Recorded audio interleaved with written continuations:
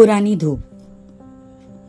आज स्कूल में एग्जामिनेशन के दौरान जब मैंने बच्चों को पेपर दिया और जब पेपर मिलते ही बच्चों में एक अलग सी चुप्पी छा गई, जब किसी को किसी की परवाह नहीं थी।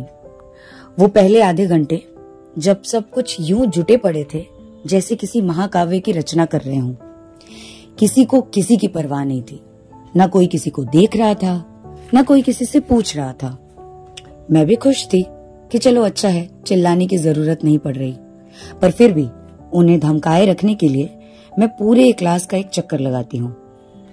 चक्कर लगाते लगाते थक कर मैं भी पीछे जाकर खिड़की के सहारे खड़ी हो गई, जहां मेरी मुलाकात हुई उस पुरानी धूप से, जिसने मुझे भीतर से झकझोर दिया। न जाने एक साथ कितनी यादों के तारों को हिला दिया, मुझे मेरे बचपन के अक्स से मिला दिया।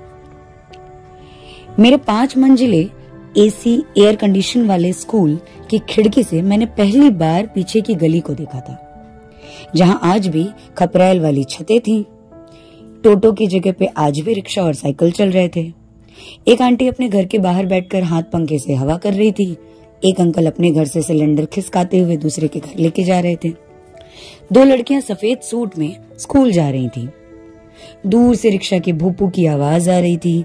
एक तरफ महिलाएं गप में जुटी हुई थी, तो दूसरी तरफ एक बच्चा अपने घर के बाहर मिट्टी पे लौट रहा था।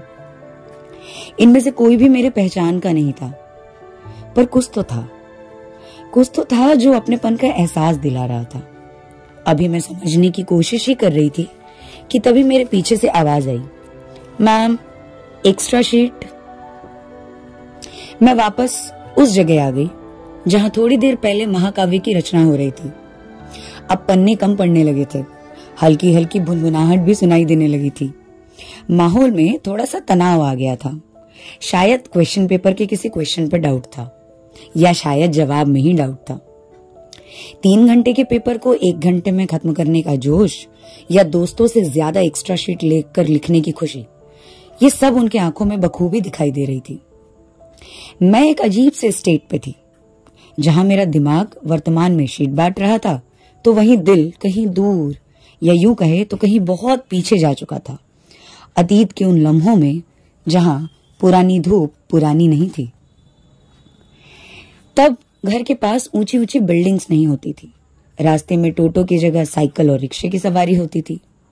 मेरे पापा के पास भी एक साइकिल थी, जिसमें सामने बैठने के लिए एक छोटी सी सीट हुआ करती थी, जिसपे बैठकर मुझे लगता था कि मैं दुनिया घूम सकती हूँ। वो लम्हे जिनमें घर के पास पूरा मोहल्ला इकट्ठा रहता था और सब इकट्ठे होकर देश, दुनिया, अड़ोस पड़ोस की बातें किया करते थे। तब लोड सेटिंग का होना भी एक त्योहार के जैसा होता था, जब पूरा मोहल्ला घर से बाहर निकलकर गली में जम जाता। वो लम्हे जब साथ बैठकर खाना खाना मजबूरी नहीं बल्कि ये जरूरी नियम हुआ करते थे। ऐसा नहीं है कि बदलते वक्त के साथ मेरी मानसिकता नहीं बदली। मैं भी अब अपने इस व्यस्त जीवन से बहुत खुश हूँ। मुझे पसंद है व्यस्त जिंदगी में रहना, खाते वक्त रील्स देखना, एसी रूम में बैठकर काम करना। पसंद है सोशल मीडिया पे चल रहे मुद्दों पे कमेंट्स देना।